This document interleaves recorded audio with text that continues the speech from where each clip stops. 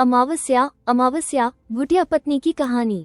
भूतिया कहानी पढ़ने में रोचक तो होती हैं, लेकिन कुछ ऐसी कहानियां भी होती हैं जो हमें सीधे तौर पर प्रभावित करती हैं। ऐसी ही कहानी है अमावस्या। अमावस्या दरअसल अमावस्या की काली रात अच्छाई और बुराई दोनों के लिए एक अवसर होती है, जिसमें कई लोग साधनाएं करके अपनी इच्छा अनुरूप शक्तियां प्राप्त करते हैं। ऐसे ही एक भयानक अमावस्या की रात एक औरत घने जंगल के बीच घोर साधना में लगी हुई थी। जंगल के चारों तरफ भेड़ियों के चिल्लाने की आवाज आ रही थी, लेकिन बिना किसी से घबराए ये औरत अकेले मंत्रों के जाप के साथ आग जलाकर अपनी साधना कर रही थी। जैसे जैसे समय बीतता जाता है, औरत उग्र होती जाती है। वो अपनी जगह से ऊपर उठने लगती है।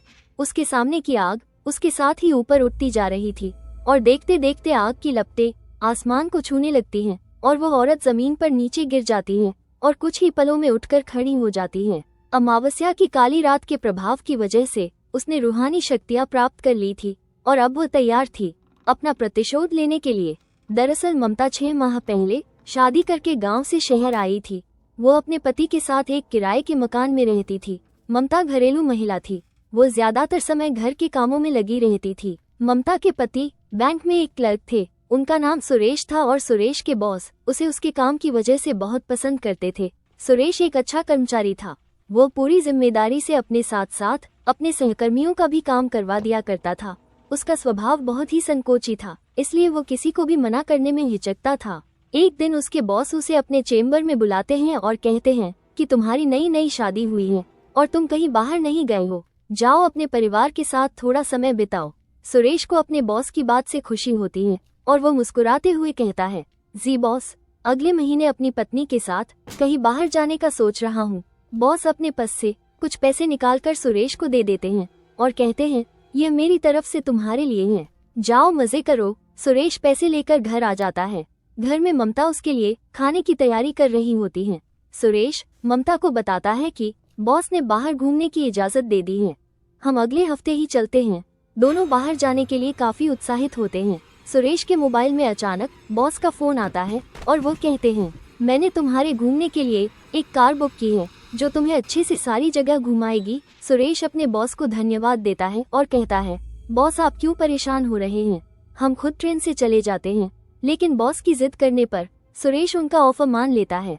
ममता सुरेश से कहती है कि हमें कुछ सामान लेना होगा, चलो आज बाजार चलते हैं। अगले 2 दिनों में इन्हें निकलना है, इसलिए सुरेश बाजार जाने को तैयार हो जाता है। सुरेश और ममता बाजार जाकर अपने पसंद के कपड़े और कुछ खाने पीने की वस्तुएं खरीदते हैं। वो अपने सफर के लिए तैयार हो जाते हैं। बॉस की भेजी हुई कार दरवाजे पर आकर समय से खड़ी हो जाती है। सुरेश कार की डिग्गी में सारा सामान जमाता है और दोनों कार में बैठकर निकल पड़ते हैं अपने रोमांचक लम्हों की ओर। खूबसूरत वादियों का मजा लेते हुए सुरेश और ममता गाने गुनगुना रहे थे। ड्राइवर गाड़ी चला रहा था। अचानक ड्राइवर गाड़ी का दरवाजा खोलकर बाहर कूद जाता है और गाड़ी का संतुलन बिगड़ जाता है, जिससे गाड़ी पहाड़ी से नीचे जंगली रास्ते की तरफ मुड़ जाती है और तेजी से जाकर एक पेड़ से लटक जाती है। ममता और सुरेश जोर जोर से मदद के लिए चिल्लाने लगते हैं। तभी सड़क के ऊपर एक कार आकर रुकती है, लेकिन इनकी कार रोड से थोड़ा नीचे एक पेड़ के सहारे लटकी होती है। कार की आवाज सुनने से दोनों को लगता है कि अब शायद ये बच जाएंगे। तभी ऊपर से एक व्यक्ति बड़ी सी लकड़ी लेकर इनकी कार को जोर जोर से धक्का देने लगता है। ममता और सुरेश को कुछ समझ नहीं आता कि ये इन्हें बचाना चाहते हैं या मारना। अचानक सुरेश की नजर अपने बॉस पर पड़ती है, जो कि रोड के किनारे खड़े होकर सिगरेट पी रहा होता है। सुरेश जोर से आवाज लगाता है, बॉस हमें बचाइए। लेकिन सुरेश के बॉस एक बहुत बड़ा पत्थर लाकर कार के ऊपर पटक देते हैं और पेड़ की लकड़ी टूट जाती है, जिससे कार खाई में जा गिरती है। खाई गहरी होने के साथ साथ जानवरों से भी भरी है। दरअसल ये बहुत बड़ा जंगल है जो जमीन की बहुत गहराई में फैला हुआ है। यहाँ गिरने के बाद आज तक कोई नहीं बचा, इसलिए सुरेश के बॉस ने यही जगह चुनी थी सुरेश की मौत के लिए। सुरेश के बॉस उसे क्यों मारना चाहते थे, ये बात दोनों के लिए राज रह जाती है और गाड़ी खाई समा जाती है। अगली सुबह अखबार में हादसे की खबर छपी होती है, लेकिन साथ ही करोड़ों रुपया की हेरा फेरी का आरोप भी सुरेश के ऊपर लगा होता है। दरअसल सुरेश के बॉस ने ऐसे कई खातों से सुरेश के जरिए पैसे निकलवाए थे, जिन खातों में लंबे समय से कोई प्रतिक्रिया नहीं हुई और बैंक की ऑडिट के दौरान पाया गया कि सुरेश के सिग्नेचर की मदद से ये काम हुआ है। लेकिन अब सुरेश दुनिया में ही नहीं है। वह नहीं कह सकता कि ये काम उसके बॉस ने उससे करवाया है। सुरेश और ममता की दुनिया उजड़ चुकी थी, लेकिन होनी को कुछ और ही मंजूर था।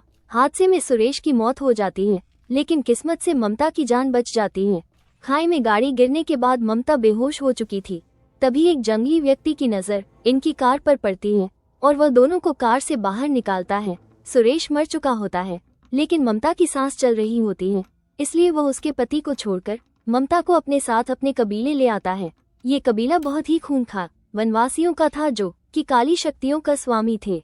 वो ममता को अपनी औषधियों से कुछ ही दिनों में ठीक कर देते हैं। ममता उनकी भाषा समझने में असमर्थ होती है, लेकिन अपने वो इशारों से बातों को समझा पा रही थी। वो सिर्फ इतना जानती थी कि उसके पति के बॉस ने ही उनकी जान ली है। अब वो बदला लेना चाहती थी। उसे कोई रास्ता नजर नहीं आ रहा था। वो तय करती है कि इन्हीं के बीच में रहकर वो काली शक्तियाँ प्राप्त करेगी और अपने दुश्मन का सर्वनाश करेगी। और कहानी वहीं आ जाती है जहाँ से शुरू हुई थी। ममता घने जंगलों में काली शक्तियाँ प्राप्त कर चुकी थी और अब वो इतनी ताकतवर थी कि पलक झपकते ही वो किसी भी स्थान में पहुंच सकती थी। उसके साथ भूतों का पूरा समूह चलता था। उसके एक इशारे पर किसी भी व्यक्ति को खाक में मिलाया जा सकता था। ममता एक मॉडर्न लड़की बनकर बॉस के दफ्तर पहुंच जाती है। दरअसल ममता को सुरेश के बॉस ने कभी नहीं देखा था, इसलिए वो उसे पहचान नहीं पाते। लेकिन अब वो कोई साधारण लड़की नहीं, बल्कि काली शक्तियों की महारानी थी। उसे काली शक्तियों की वजह से पता चल चुका था कि आखिर बॉस ने उसके पति को क्यों मारा। वो अपने पति को निर्दोष साबित करना चाहती थी और असली गुनहगार को सजा देना। ममता ने काली शक्तियों के प्रभाव से एक आकर्षित रूप धारण किया था, जिसे देखते ही सुरेश के बॉस मोहित हो जाते हैं। ममता बॉस से झूठ कहती है कि मेरे पिता के खाते में करोड़ों रुपया है, लेकिन वो खाता किसी और का होता है जो इस दुनिया से जा चुका था और उसके बेटे भी उस खाते के बारे में नहीं जानते। लेकिन ममता को अपनी काली शक्तियों से उस खाते की जानकारी मिल जाती है, इसीलिए वो उदाहरण की तरह उसी बैंक खाते का इस्तेमाल करती है। बॉस खाते का बैलेंस देखकर दंग रह जाते हैं। उन्हें लगता है कि अब लंबा हाथ मारने का मौका मिला है। तभी बॉस कहते हैं, जी मैडम, ये तो बहुत आसान है, लेकिन इसके लिए 50% मुझे चाहिए। ममता तुरंत हाँ कर देती है। तभी वो अपने एक क्लर्क को बुलाते हैं और कहते हैं कि जाओ मैडम के खाते से पैसे निकालने की प्रक्रिया पूरी करो। क्लर्क बैंक में नया था, उसे बॉस की काली करतूत नहीं पता कि बॉस कैसे निर्दोष कर्मचारियों को गैरकानूनी तरीके से पैसे कमाने के लिए इस्तेमाल करके उन्हें जुर्म में फंसाता है। क्लर्क बाहर चला जाता है। इसी दौरान सारी बातें ममता रिकॉर्ड कर लेती है ताकि उसे मारने से पहले अपने पति को निर्दोष साबित करने के सबूत हासिल कर ले। बॉस का आदेश पाते ही क्लर्क मुद्रा आहरण की प्रक्रिया प्रारंभ कर देता है और बॉस के चेम्बर में खूनी खेल शुरू हो जाता है। खिड़की के कोने कोने से कांच के टुकड़े टूटकर बॉस के शरीर में घुस जाते हैं और वह दर्द से चीख रहा होता है। ममता भूतों की मदद से बॉस के शरीर के टुकड़े टुकड़े करवा देती है। ये सब इतनी जल्दी होता है कि किसी को संभलने का मौका नहीं मिलता। बैंक में उपस्थित लोगों में अफरातफरी मच जाती है।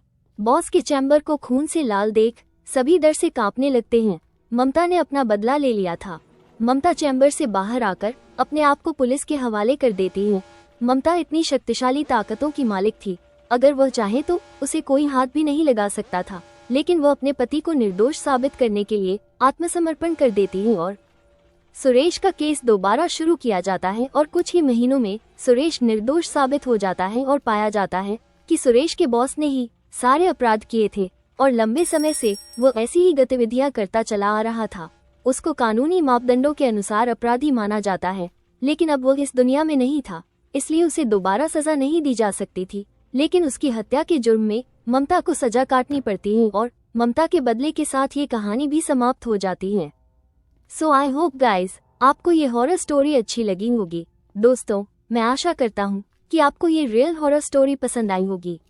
यदि आप गोस्ट स्टोरीज देखना पसंद करते हैं तो मेरे YouTube चैनल रहस्यमय कहानियाँ को सब्सक्राइब कर ले। धन्यवाद।